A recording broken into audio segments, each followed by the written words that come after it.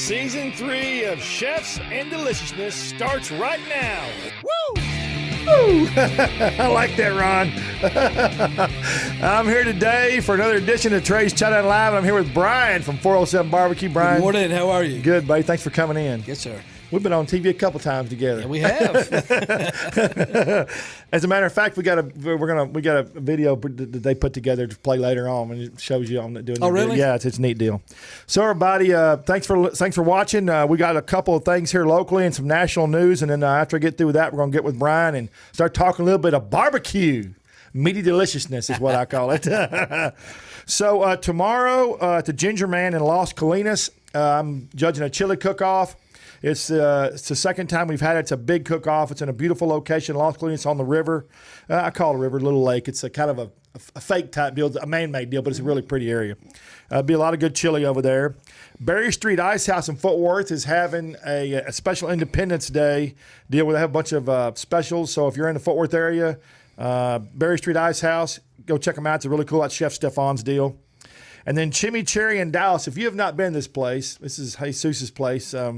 He's a restaurateur. Chimichurri has got everything in the world that they put fresh chimichurri on everything. Steaks. They have empanadas. I mean, it's delicious. It's in the old Roadhouse building. I had a hard time. When I left, they serve you these chimichurri in individual glass jars. Right. I had already eaten 2 of the jars, and I asked for 2 more to go home. Yeah. You ever take it with pork rinds? Yeah, yeah. Dip it? Oh, it's delicious. Yeah. That stuff's just so good. If it's made fresh. You know, some people, and Blaine, I learned this from Blaine down at Grace. He told me that he does all his by hand because if you bruise the vegetables in machines, it doesn't taste as good. Now, I don't know if that's true or not, but that's I'm sure it's true. It's just some people don't. If you're going to serve it in mass quantities, you're going to have to use some kind of machine. Yeah. So, and then our best barbecue list comes out next month. Best barbecue in North Texas, and I'm also adding a little bit of Austin, a little bit of Houston on there. And I'm real excited about that to get that list out. It's going to be for the 2020 list. And I was going to bring it out before December, but everything that happened, and then, of course, the snow, all the weather last week, it's just been Lord. So I've been trying to get everything back on track. You like your coffee cup? I love my coffee cup. You know, I collect these things, and I get great ones. That pig is I've got a bunch of them. That pig is funny. I was just sitting here wondering if you'd recognize it if it was missing after I left. Yeah. All right, and then tomorrow also, too, we got a new place called Buttercup opening in Plano, and this is a new chicken concept. All kinds of creative chicken flavors, but everything's in a waffle cone. So you get it, and everything you get's in a waffle cone. It's chicken and corn, whatever. You just eat it. You eat it like that. I'm going to the Great Enough. We're going to see what it's going to be like. Oh, yeah, chicken. Yeah, the face mask is good. That's awesome. So the COVID, I just want to talk just real quick about COVID. I hate being negative. Y'all know I'm a positive guy, but just kind of want to give some statistics here. Do you know, out of all the research I did in the last couple of months, do you know what the person was? A national chain that was up the most was Wingstop. But I guess that stands there because they were delivering a lot. Yep. They were up 20%, which is not as much as you, but they were up. Yeah. And then decreases were as much as 69 to 70%. Yeah, and of course you know that. And they've lost in 2020 there was $240 billion in restaurant sales lost, and 110 restaurants closed. Can you believe that? 2.5 million jobs lost nationwide. Isn't that just unbelievable? Mm-hmm. All right, now we'll get down to Brian. Brian, where are you from? South Lake, Texas. Okay, all the times we've been together, I never ask you where you're from. Yeah. Well, I grew up in Garland, but I tell everybody I'm from South Lake. It makes it sound so much better. Hey, they're all growing. Garland's growing. Oh, it is. Golly. Yeah. So you actually you went to school and everything there. That's where you in Garland. Okay, yeah. In Garland. Yeah. So are your parents still? Are they still alive? Are they still here? My dad has passed. Okay. My mom is in a full care facility. Okay, so but she's still here, so she's still around. Okay, cool. All right. So when did you start getting in the barbecue business? Or when did you start thinking about it? What was the first time you started thinking about it? Getting into barbecue or the business? Let's see, barbecue. When was the first time you started thinking about barbecue? 1974. 1974. So you started at home then? I was 10 years old. My dad got me in the barbecue business. Did he really? Yeah, he sure did. We used to always have big get-togethers at the holidays.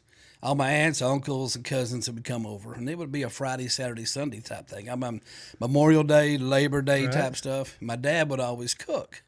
Then they'd go in there and they were playing dominoes and poker all weekend long, but he'd always have to get up and go check the pit. Right. So he got to thinking if he got me running that pit, he could stay inside. Oh. So I'm out there on the hot Labor days watching the pit, but yeah, I got it when I was 10 years old. That's a great story. Yeah. I mean, see, I tell everybody nothing goes better than with food than a story. And that's a great story. You should publicize that. I mean, that's just something that's really cool. Yeah, it really was. And back then, of course, we just had 55-gallon drums. We don't stand them up like they do now. We cut them in half, and you could cook offset or you could do direct grilling. So he showed me from a young age. I was just fixing to ask you that. So there wasn't a pit. It was the drums. It was a drum. And those are still around now. Oh, yeah. Only they paint them. They're a lot fancier. They're kind of retro stuff, old school now. Yeah.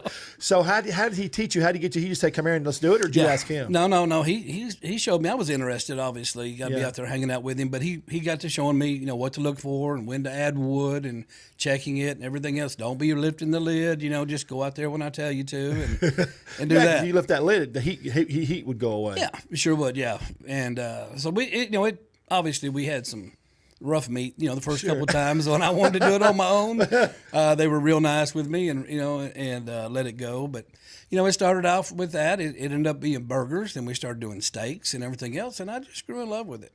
What's funny is that I tell everybody you can read all the barbecue books you want. You can watch it on TV. You can watch it on YouTube. But until you do it. Yeah. And do it time and time again. You're not going to. You got to ruin some meat. You got exactly. Yeah, you got to learn. You got to learn by trial and error. Yep. And everybody has their. I get asked all the time, "Do you think Franklin's the best barbecue?" And I tell everybody, he's got great barbecue, but there's just there's way too many other barbecue places that are just as good or better. Sure. And I eat barbecue all year long, and I'm amazed at how much great barbecue there is. Good gosh. Well, we're really lucky right now. Yeah. We're kind of in an era. Yeah, especially here in North Texas, we got a lot of good restaurants. Yeah, we do. Yeah. So when you were doing that, so you were a kid. So did he ever? When did you ever make transition to where you were cooking the whole thing?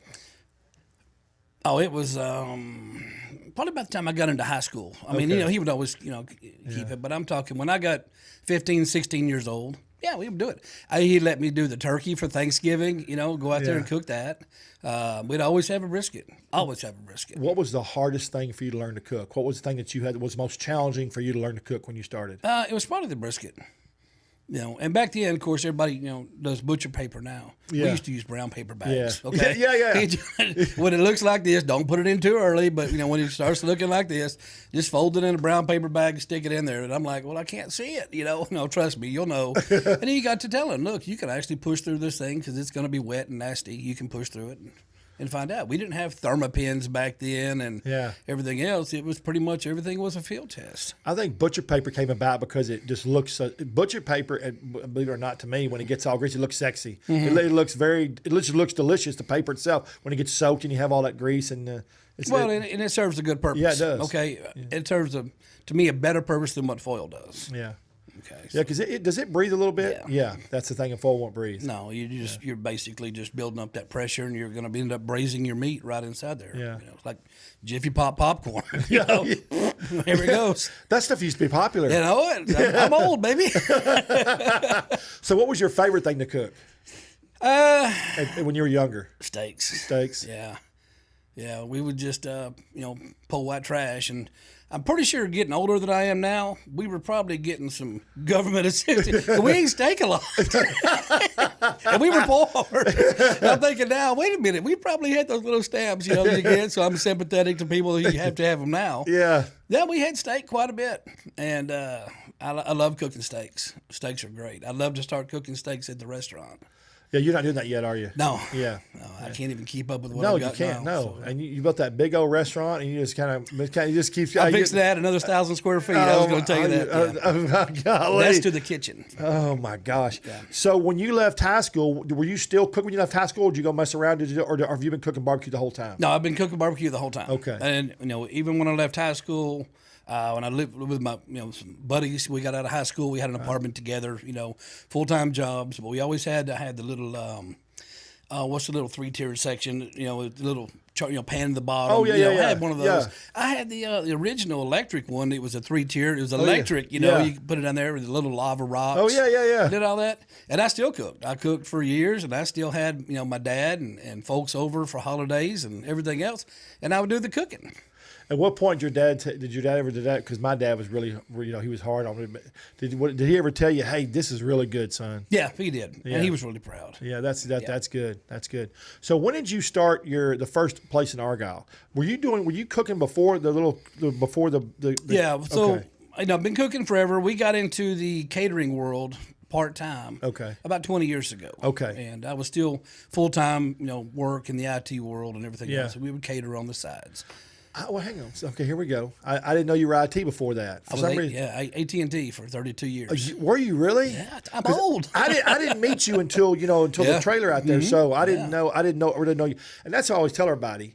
You don't know a person until you get to sit and talk with them for an hour and put them in a chair because even if the TV stuff we've done, it's all kind of intermittent and you have to do it, be on and be off. So this isn't. So I did 32 years. I've done pretty much every job you can do, from manholes to 911 systems to IT, and I was an engineer that helped roll out the Uverse network back in 2002 or something like that.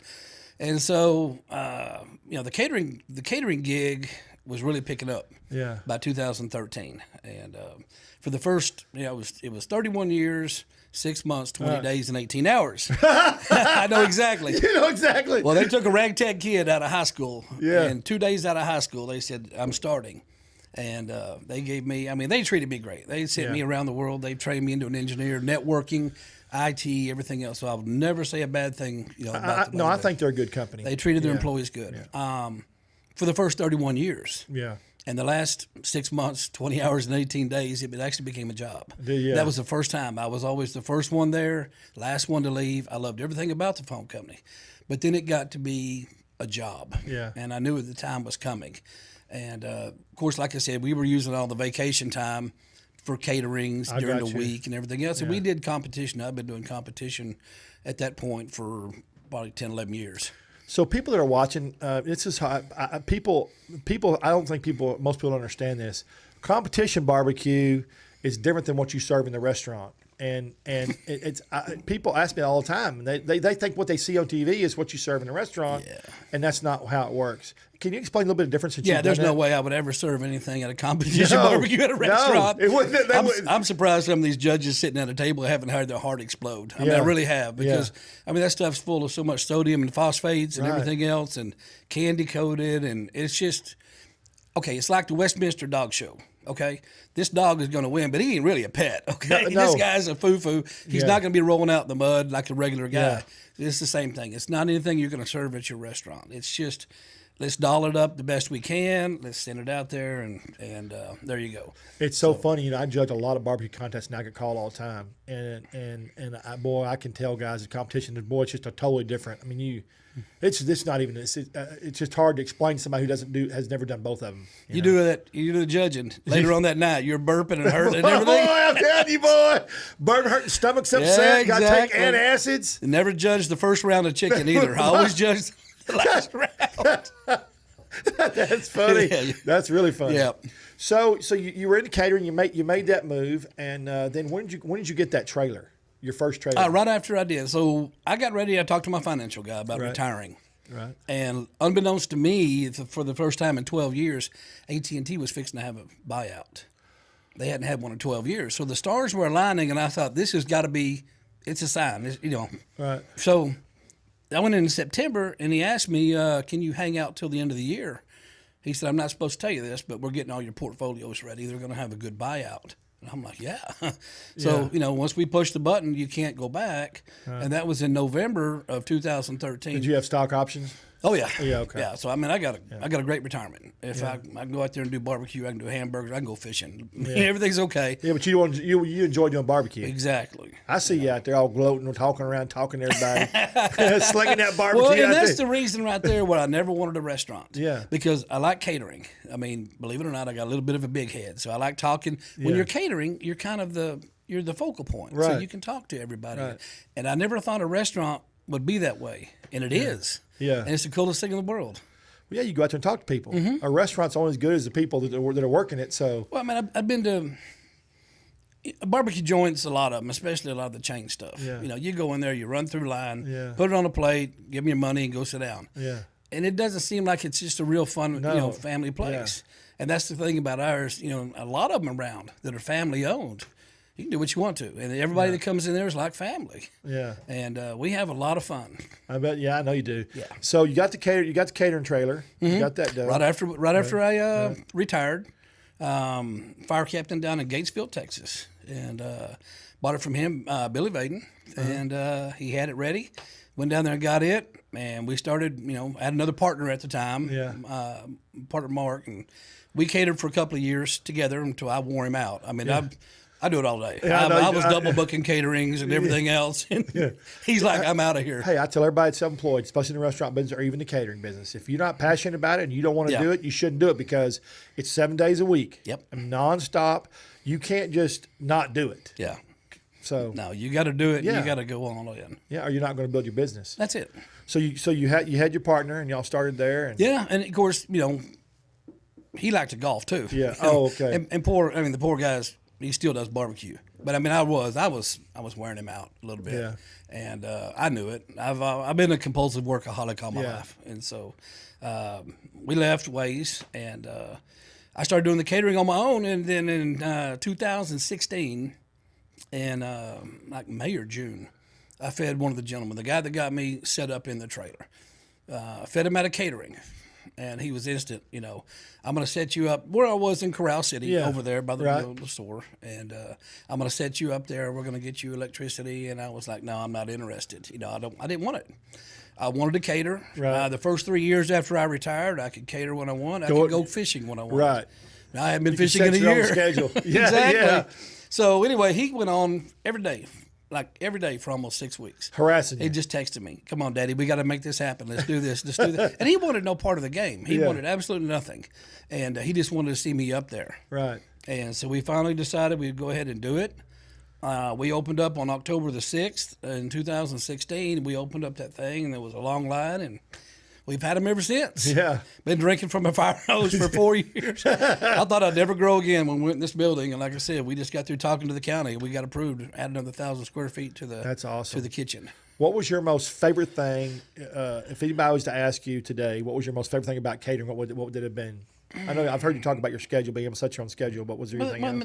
The cool thing is when you're up there, like I said, you're kind of the centerpiece. Yeah. You know, if you have a good food, if you're passionate about it, you love it, you know you're going to put out a good product. You don't have to brag about it, Right. but you know it's good. Right. And you see the people that come up there. You know, they want seconds, they want thirds. It's the best barbecue I've ever had. I'm like, well, I know because the groom paid for it. Okay, but I understand. But Hey, no, but when you're booking caterings from people who were at the catering, then you know, and that's the awesome. fun. Yeah, you see the joy and the delight. Sure. You know what's funny? Nothing brings people out more than free food and drink. I know it.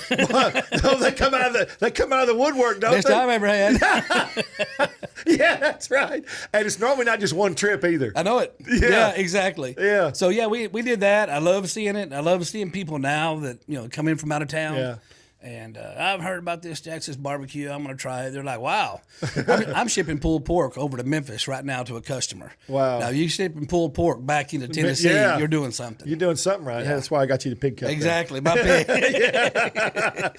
So when you left, I know, remember you telling me you were going to do that, you were going to do your project, and I didn't realize it was going to be that big until the first time I went there. I remember you giving me the tour. It's big. I mean, that's a big restaurant. It is. For speaking terms. But isn't there more room in the kitchen than there is in the dining room, or are they the same size? The same size. Well, okay. Same size, and you incorporate the bathrooms. There's more in the kitchen than there is the dining room. Okay. Yeah. I guess maybe because there's more open space, the kitchen looked a little bigger, but I guess it's going to be bigger now. Well, and the funny thing you were talking about, the contractor that came out that actually put everything together for us. When we built that kitchen so you can see right through the kitchen. I want everybody to see your food's being prepared.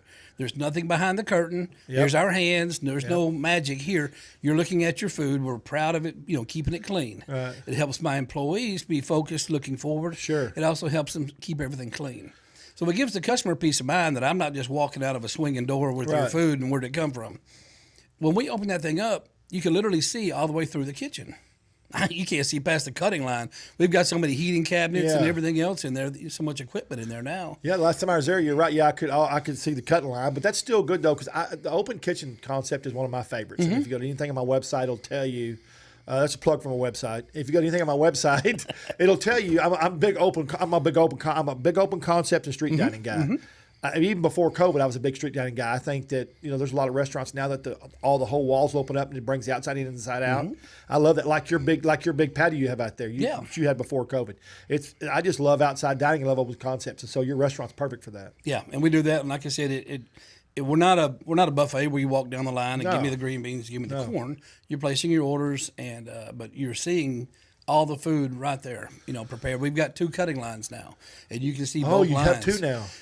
Yeah, we have to have 2. Yeah. And we've got the good thing about our point of sale is I can direct all the traffic that comes in from walk-in traffic or dine-in traffic, walk-in takeout, it can go to the front line. All the phone orders or online orders, I can send them to the back line. So it keeps you organized. It keeps it organized, so it keeps it flowing. That was part of that engineering brain that AT&T gave me. But you know what, though? Everything you do in life, if you're going to I tell everybody, if you're going to open a restaurant, whatever you think you'll never know enough. Right. And everything that you built up to that point, the one thing about what you did is that you understood IT. And a lot of guys that have restaurants never did that, so they understand that. So that's a big plus for you. It's working out the air bubbles, keeping things moving. Yeah. I was absent on restaurant management day at school. I skipped school. And so I'm getting daily lessons every single day, but we're figuring it out a little bit. That's awesome. Yeah. So you got into the new building, and I remember you had the patio out there, didn't you? Didn't remember when you moved in, but the patio wasn't there. But we didn't have anything when we moved. We put that awning up. Put the awning back up. That was the only thing we had. Yeah. We've added on, the pergolas, the awnings all the way down. Now, one thing we're fixing to do also is we've actually kind of closed in the side and the front with wooden slats. Okay. It's got a little bit enough to let light in, but it's more of a privacy type thing. Okay. We're going to have some music out there, and then we're going to double extend it also, a brand new pergola, the full length of the building. So it'll give me full coverage, top and bottom level outside. And what's your favorite thing about the restaurant out there? Is it the location? Because you're out there by yourself right now, so there's nothing else around you, right? I mean that's pretty much it. I mean, there's a lot. You can go go south a few miles on 35.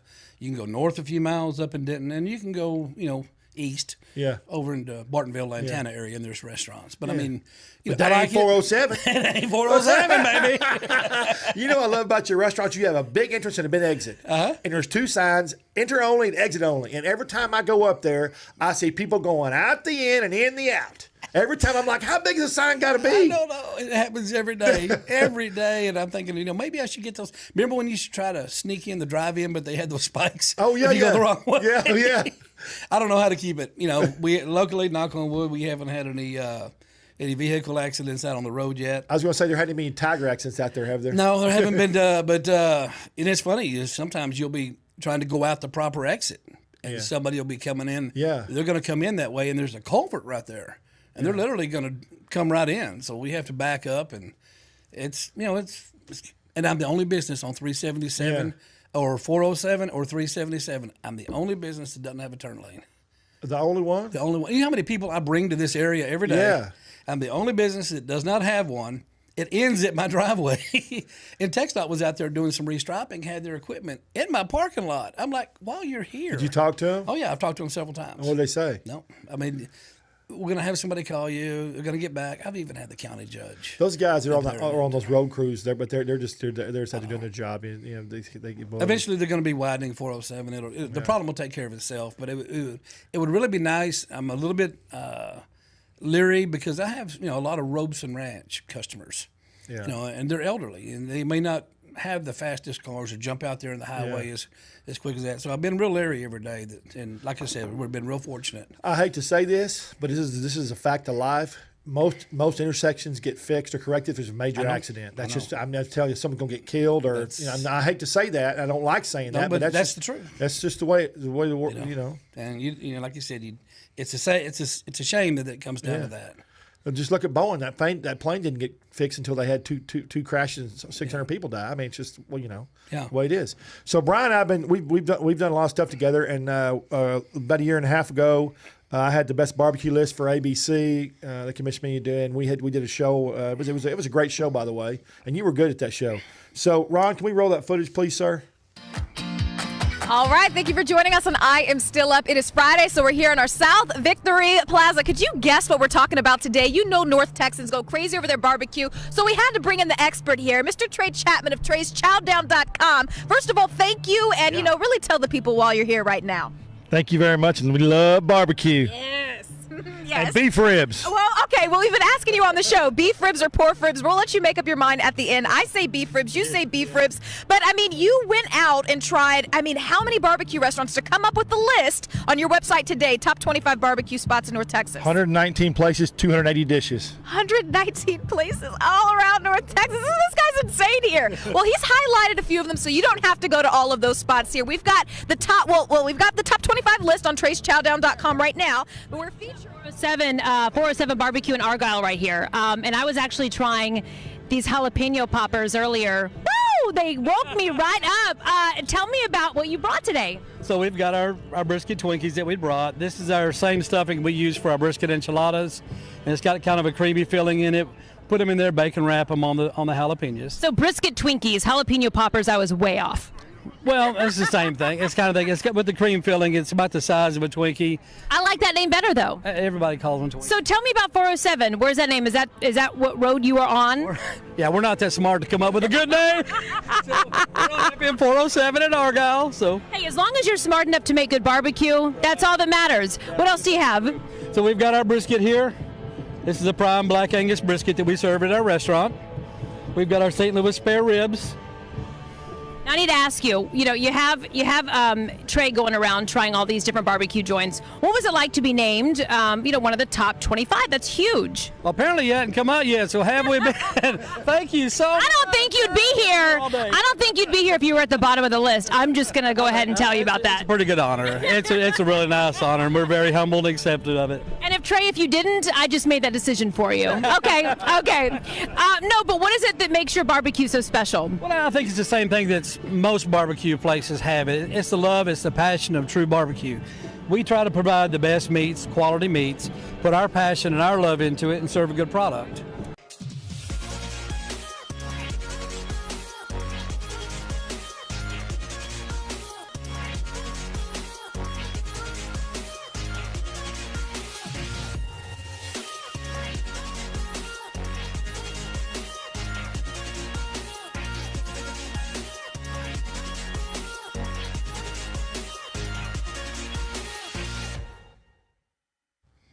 Yeah, that was a fun time, wasn't it? That was a good day. That was a good day. That was a very fun day. I always, and if you've watched any of my live productions with ABC, NBC, or Fox or anybody, I try to make everything really fun. There's so many people work so hard in life, and they have so many, especially now, this last year. Good Lord, I just try to make everything positive, fun, and upbeat. Yep. And if it's delicious, I'm going to report on it. Yep. And that was definitely delicious. That's when you were. Are you still selling your hamburger? Oh yeah. Okay, well you only sold them on Saturdays or something back when you first started, right? Well, we only made about a dozen a day. Yeah. Now we make about 2 dozen a day. Okay. So until you sell out, because the one thing about you is, like a lot of barbecue guys, if you're gonna be successful, you can't hold food over. It doesn't work that way. So no, it doesn't. It doesn't. And these will sell out by lunchtime every day. And everybody wants burgers. I don't want to be in the burger business. Okay. Yeah, other places have figured that out. Yeah. We make them, and they're literally like a 1 pound burger anyway. Yeah. And they'll sell out pretty quick. Usually about early afternoon, and then we're done with them. Yeah, your burger's really, it's brisket, isn't it? Brisket. Mm-hmm. Yeah. 100%. Yeah, it was delicious. Thank you. Yeah, I had it with red onion on there. It's made my burger list 2 years in a row. Yep. So yeah, it's been awesome. What's your favorite thing to cook there? What's your favorite thing to cook at the 407? For you, what's your favorite thing? For me, let's see here. I don't know. Obviously, you want to say brisket, but you're cooking so much of that. I'll be honest with you. The favorite part of my day is when we have pulled pork. Oh yeah, and those pork butts are coming off the pit, and they're over there cooling. And I'll just twist off a big piece. I can stand there at that tub and eat that pork all morning. I could eat enough to make myself sick. Yeah, I love pulled pork. Just right off there, just twist it off when it's nice and hot. Do you use this for your pulled pork? Yes, we sure do. Okay, this is your Ron. Can I get a shot of that right there?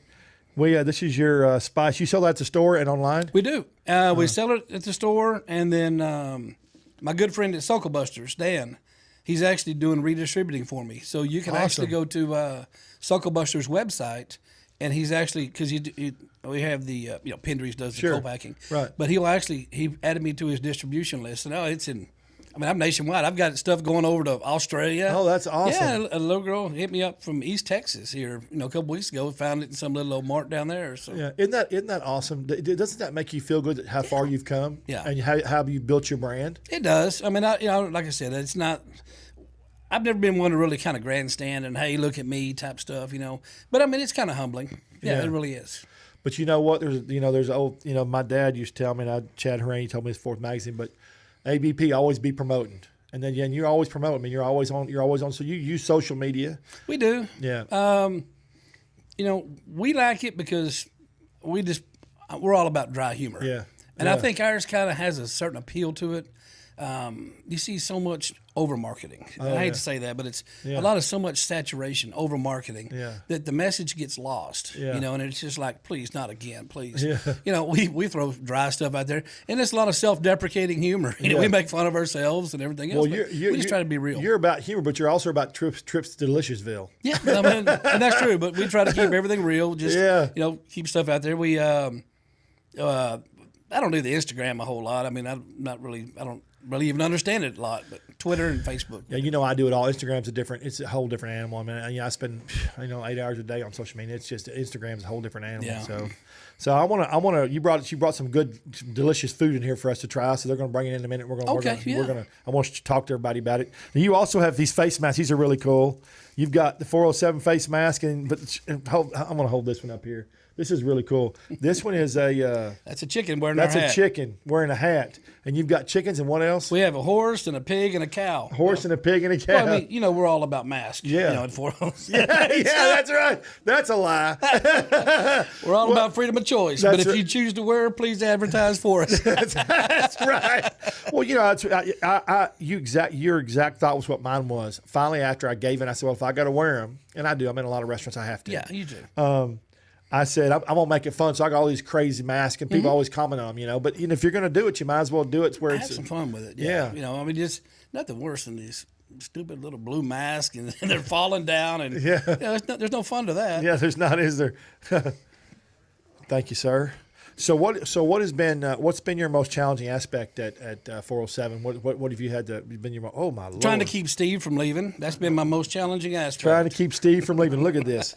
Look at this tray right here. You said you brought a lot. My goodness. Hey man, if you're going to be at the party, you might as well dance. Oh my gosh. Oh my gosh. Okay, so what all is this? Well, we brought a little bit of reflection from our breakfast. Wow. Our lunches, obviously the staple, everybody's going to want to show you their barbecue. Right. And some new stuff that we're doing. We try to come up with different sandwiches every now and then. Right. We came up with our Jack Ruby, with the pastrami. Right. And we've kind of put the pastrami on the shelf till spring, and we'll start making some more. Right. This meatloaf right now, we go through so much smoked meatloaf every day. It's incredible. It is the texture is perfect, the flavor is perfect. It's always served warm and delicious. I mean, it's just a fantastic dish. Thank you. Yeah, we get a lot of compliments on it. So about 15, 16 months ago, we thought about a new way of delivering the meatloaf. Right. So we put it in casings, in links. See, we're going to have a meatloaf dog or something like that. Yeah. And I wasn't real comfortable with it because a lot of the ingredients that are, in meatloaf with the egg and everything else, I wasn't real comfortable being inside a casing with a temperature zone. Right. And Uncle Sal may come visit you. Yeah, So that's not good. Yeah, I said, let's don't do that.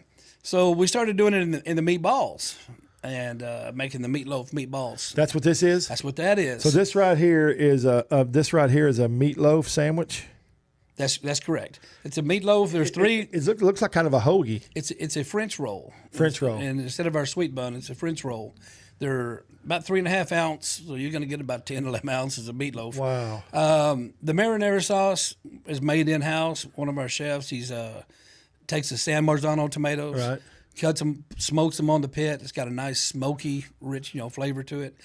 And we held off on this sandwich because the only way to present it really is if you want to melt that cheese right.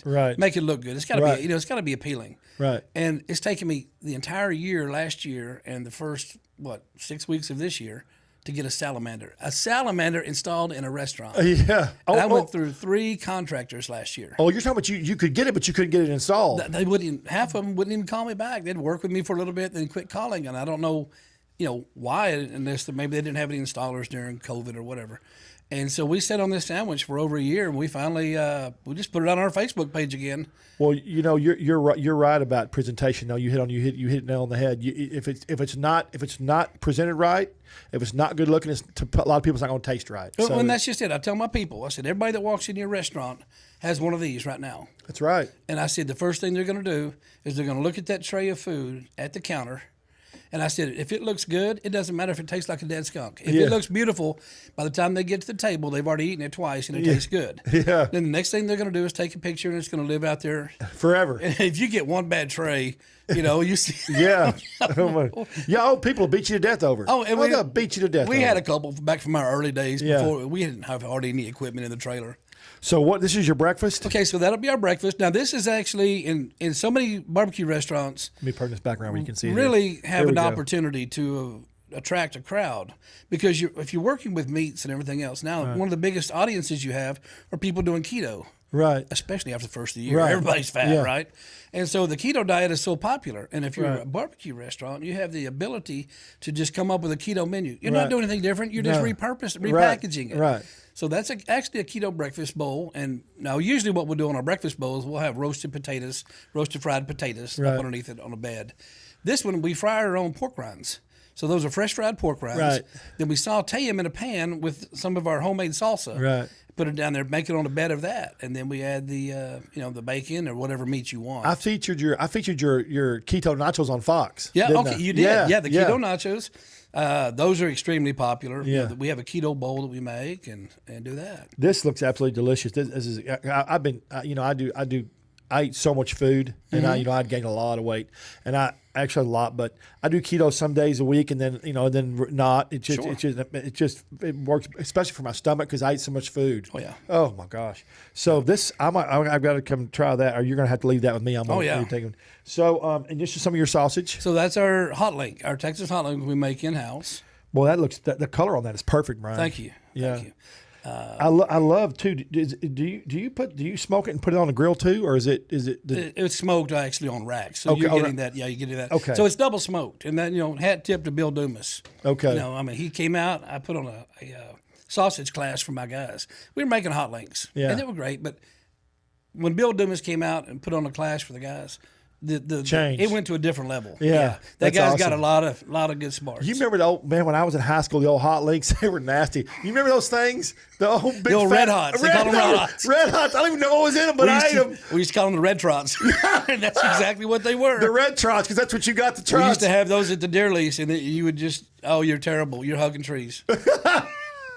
So I just got back. I went down to Tulum to do some stuff with Dreams and then with my wife and Jana and I started eating a bunch of this greens. I had a bunch of salsa down there, and I made a mistake of telling one guy one day he didn't have any hot salsa. Don't ever say that. Boy, good Lord, man! I just now got over it. It took me almost 2 weeks to get over it. I mean, I could not. I was 10 times down the toilet. Yeah, don't ever tell him it ain't hot enough. The problem is I kept eating it. Yeah. That was our problem. I couldn't quit eating it. And then later on, it's eating you. Yeah. And this is your brisket, obviously. We got our brisket. Now, that's this house-made tomatillo sauce over there in the corner. Right here, okay. This is a house-made fire-roasted. Okay. This looks really good. Salsa. Of course, we've got our barbacoa, and we make our little tacos. Do people realize, because so many restaurants in the past have bought stuff from food service people, purveyors in jars? I know. Do people realize how much stuff that you make everything there at your restaurant? Yeah, we tell them, and they know it. I mean, there's no shame to my game. I have 2 commercial products in my restaurant. I'll tell you right now. I use Ron's potato salad. It's a gourmet. I've used it for 20 years. It's the best potato salad. If I can make it in the volume and the quality that it is, tastes like that good. I do it, and I can't. So I know my limitation. Yeah. Head Country Original. There ain't no shame in that. Yeah. That thing's won the American Royal 4 times, poured right out of the bottle as best sauce. Yeah. It's perfect. It's right down the middle of the road for catering. Right. And you don't offend anybody, and that's the thing. Go back to the old competition world. You don't really have to try to win over the judge. You just don't want to offend the judge. Right. And that's where you rank up. Same thing with the barbecue sauce. Those are the 2 products that I do not make. Everything else you see is made here. Yeah. It's awesome. I mean, it's absolutely. These are your tacos, street tacos. That's our little street taco, the barbacoa. That looks good. And then, of course, our little tacos are more like burritos. But now this is a porco verde. This is migas. even the corn chips we make. But When did you start selling that? Because I saw you put it on Facebook. When did you start selling that? that was probably sometime around, I'm going to say around May or June Okay, of yeah, last year. 6 months, 6 months. Yeah, 6, 8 months. Yeah, okay, yeah. First time I saw it, I was like, oh, I got to get that. But God, I try to make everybody, you know how it is. But I saw it was delicious. And your ribs, obviously. Yes, sir. Now, do you do beef ribs out there at all? During Saturdays. Saturdays, Yeah, that's we what do I them thought. on Okay. Saturdays. Sometimes when we get a case in, because we'll usually cook, about 10 racks, Yeah. 10, 11, and we'll have some extra racks, Right. just still in the cryovac. There's a couple of, cryovac. We may end up cooking them for Monday, Right. just to, finish out the Yeah. case. Yeah. But usually it's Saturday. How often do they sell out pretty quick, or is Yeah, it something? no, they'll sell well, out I just know they're expensive now. They are expensive. I mean, there's no way around it. Matter of fact, I had two different people, because I like Terry Black. Terry Black's has them every day. And I love Terry Black's out there, and especially the one in Deep Ellum. And man, they have them every day. And I mean, it's just so good. But I promote it. I put the videos and promote it, Sure. and just like I do your stuff. And I had two different messages. Man, that was so expensive. Why didn't you tell me it's expensive? Look. If I have to tell you a beef rib's expensive, you probably shouldn't be eating it. I'm just saying, man. Yeah. That's not going to be cheap. No Well, matter where you go. The people that call up, I need a rack of beef ribs. No, you don't. No, you don't. You obviously don't know what you get. Oh my God. Yeah, they want. Yeah, give me a rack. Give me a half rack of beef ribs. I said, do you realize what these are? Give me a half back. I said, it's gonna be about a pound and a half of meat on one rib. And it's like $20 a pound. They're like, oh my God, no, give me one rib. Yeah. What would a rack of beef ribs? What would that $250? No, I mean because they're in 3 bones. We Yeah. do the 6, 7, and 8 bone. And they're going to be somewhere racks about 4.5 pounds. I think 4.5, maybe some of them are 5 pounds. So $100 for 3 Yeah, bones. yeah, yeah. And we have guys that come in. Yeah. And they want all 3 bones. They'll put them on. It's just got a unique, the beef rib, and everybody smokes them differently, cooks them differently, but that beef rib, because it's on that rib like that, and it's bigger, it's just got a different flavor profile. It does. It's just succulent and meaty. And rich. It's It's like eating a quarter Bluebell. Dude, it's rich. It is, but you know what? It's kind of like how you cut and they serve the bone marrow. Mm-hmm. It's pretty close. It's pretty close to that. Not quite that rich, but it's pretty close. I can't eat a whole beef rib. Yeah. I mean, it's just a little bit rich for me. Yeah. But I mean, they're good. Well, I'm a pig. I'll eat it. I love them. Though. I'm not ashamed to tell everybody. Okay, so I want to go over these sauces one more time. Mm-hmm. So this sauce right here, That's a tomatilla. God, that smells good. That's a tomatilla. That's a fire roast. That's a fire roast. I knew what that was. This is a classic salsa. Okay, that's classic salsa. Now, I love this salsa right here. It's the fire roast. For some reason, fire roast salsa just tastes so fresh to me. Mm-hmm. The fire, a little bit of the Char, char, yeah, char on those just peppers. man. And does Robert gets in there, and I mean he roasts those things up. They're not good to the black, Yeah. And once he gets them, They're absolutely delicious. so we're actually thinking about jarring some up. It would be just on a shelf at the restaurant. Yeah. We're not going to be in the sauce business, Yeah. but we have a lot of people asking. We sell it by the cup. But it's not going to be as fresh as if you put it in a little jar. Right. So yeah, we'll probably end up jarring some up. Well, now if you jar your own salsa, you're not going to put preservatives and stuff in it because it's fresh, right? That's correct. So how long will it last? Well, It'll be just as long as you're going to Keep it get in it the from a fridge. regular fresh sauce anywhere else. Yeah. We checked with the state. They said, nope, you don't need the preservatives. If it's a handover transaction, you're a food manufacturer. It's made fresh here. yeah. So, I mean, the shelf life on tomatoes, but I mean, you get a jar of paste. I've got a jar of paste in my refrigerator. Been there a year. Yeah. And I'll still eat it. Yeah, you know what? I'm just like you. Like Jan will go, hey, we hadn't eaten that in a week. I said, no, you leave it right there. I'll eat that. I'll eat that in a month. I'll Exactly. eat that. Yeah, exactly. I love cheese. I have all kinds of cheeses, right? But my dad used to bring cheese back from Italy all the time. When he had all the restaurant stuff, he'd bring cheese back all the time, and it would get sit in the fridge, but it would get moldy. And Dad would say, don't just shave the mold off. It's still going to be good. And I'll tell Jan, she's like, I'm not eating that. I said, just shave the mold off. It'll be fine. It adds flavor. That's all you do. Man. Yeah, kind of like penicillin if Take you a want to little eat it off anyway. top. Yeah, take a little off the top. That's right. So out of all this right here, Brian, what is your favorite? As far as the favorite I have for breakfast, it was the porco verde. But honestly, since the Keto Bowl, Yeah. and I can make that instead of doing in the marinara with the pork Right, rinds, right. we can do it with the tomatilla, so it's Right. kind of the same, Right. and put a little bit of that on there. Yeah. That's just a really, and it's not like the pork rinds turn into mush. Right. No, they don't. But they really pull in that classic salsa flavor. Yeah. It's an incredibly good. Yeah, they're breakfast porous. bowl. They very porous. They Yeah. soak it up, but they don't. They have to sit there a while. But just doing that way, they don't get mushy. Yeah. I like of course the brisket and ribs. Right. But the barbacoa. I'm Yeah. a barbacoa freak. Yeah. I probably eat more than I sell. They're like, we just did 20 pounds of barbacoa. Where is it? Brian's back in the closet. Between twisting off the pork butts or eating the barbacoa, But it's hard not pork for some reason. The presentation on a pork butt and the way it looks when you on any camera or any phone or just in person when you twist it and pull it off. The way the meat splits, the way the smoke comes up, the aromas. I mean, it's just hard not to eat it. I know it. It is. I mean, it's just crazy.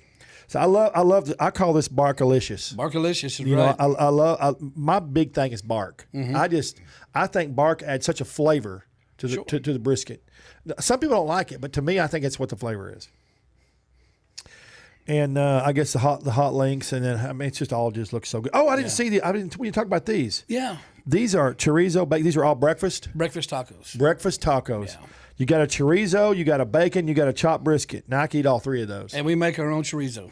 Yeah. Well, I wouldn't think you'd buy chorizo. You don't buy anything. Now I would dip these into this beautiful looking sauce. Exactly what I do. Yes, it's delicious. So, what's the spiciest sauce you have? The spiciest is actually, heat level. It's probably going to be on that one. This one. Yeah. I guess you can't make a super hot sauce because everybody can't eat it anyway. And that's just it. Yeah. You try to stay as much in the middle of the road as you can, because some people, they may like it, but it's too hot.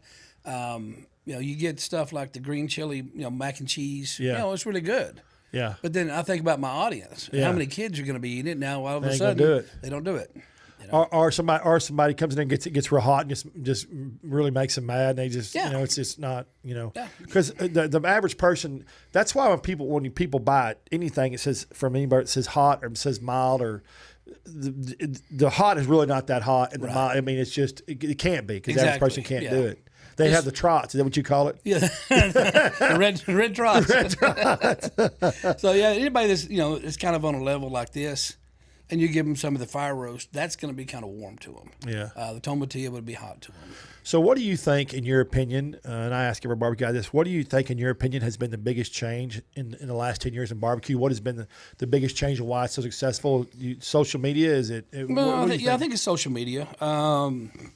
You have an advent of, guys like Trey Chapman or other food critics out there, doing a lot of presentation and media about it, around it. Yeah. It's become fascinating to people, hasn't it? It Barbecue. has, and you start doing the, barbecue, tours and crawls and all that kind of stuff on it. But I mean, some of the, stuff now, and it's one thing that, I don't know, when you started calling it a year or so ago, you started calling it craft barbecue. And I'm like, what is this craft barbecue? What do you it's just barbecue. Then I got to looking at it. 2 years ago. It was 2 years ago. But I got to look at it. I said, well, I mean, I guess I understand kind of where you're coming from. It's not like we're doing anything different with the barbecue. But if you look at some of the stuff that's on the menu that barbecue joints haven't historically had.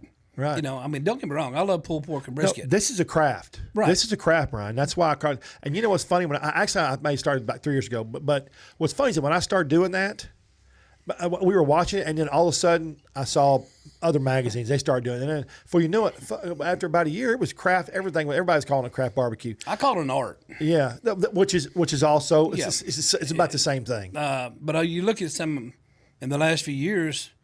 Like I said, how a lot of them are adapting. Yeah. Especially now, with the family, we have so much, family environment out there. We're not just a road stop. No. Your destination. Where you're all your destination. And there's only so many, there's only so many times a week you can eat brisket or pulled pork. Yeah. So that's why we have a large menu. We have, we've come up with different sandwiches. We come up with different breakfast items. Something that's different. That way you're not just in there, give me another pulled pork sandwich, please. It's a different variety because you've got kids that like, certain taste. Right. We've got, keto menus, and everything else. And it's just looking at your menu, figuring out a way to repurpose and repackage something to appeal to somebody.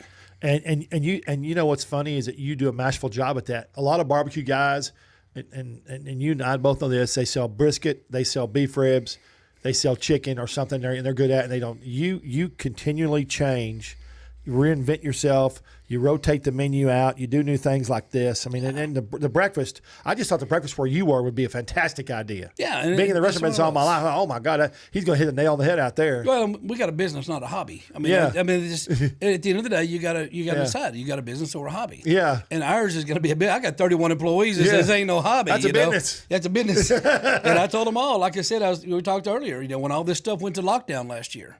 And we just, we have breakfast. I mean, I've got so much, Latin flavor around my kitchen in the mornings. Yeah. We have some great, stuff up there. But we thought about selling it. We just need a little bit of kick in the shorts, Well, you got it. across that line. You know what? Let's talk about that a minute. Okay. All the restaurants that are down during COVID, all this went. Even though you were shut down a few times and did this and had all the problems, you're up a massive amount of money. You're up what'd you say, 30%? Yeah, I don't like to talk about it too much. I know, but that's okay. I mean, we went up 33% last year because you service, you gave the community, you helped the community out a lot. Right. You help police officers.